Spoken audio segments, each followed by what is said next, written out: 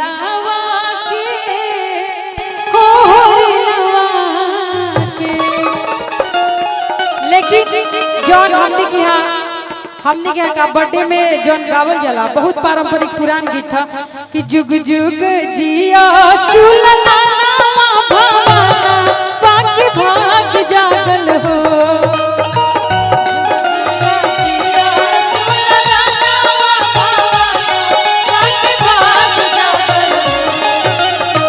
जुग जुग जिया सुलताना भवाना बाकी भाग जागल हो। लाल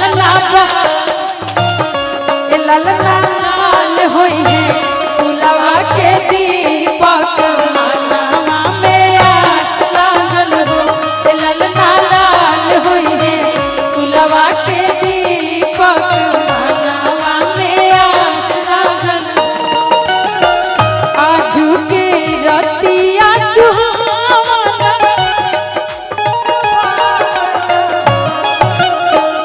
आजू के दिना सुहावना रतिया लुभावना।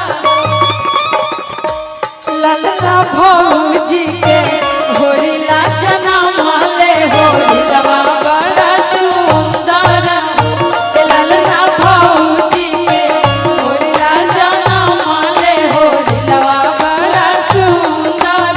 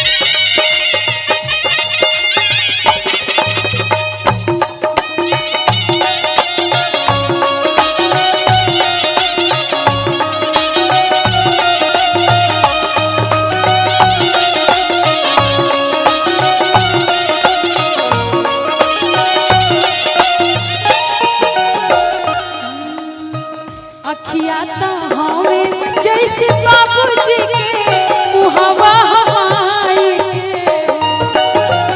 अखिया तो हवे जैसे बाबूजी के अखिया हमाई के। अखिया तो हवे जैसे बाबूजी के अखिया हमाई के। ए ललना मुहवा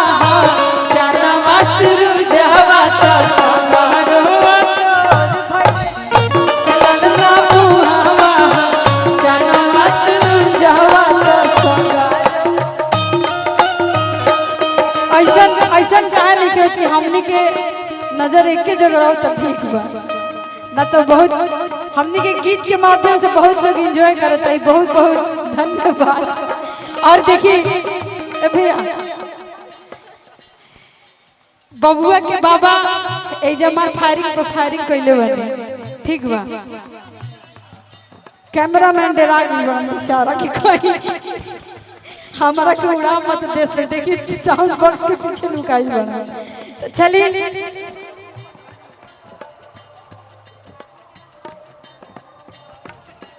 तो भैया कि सर पे काले काले बाल होरिलावा के। काले काले बाल होरिलावा के होरिलावा।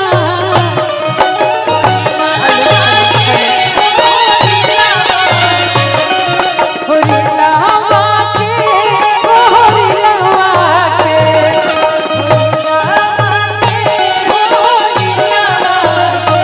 सर पे काले काले बाल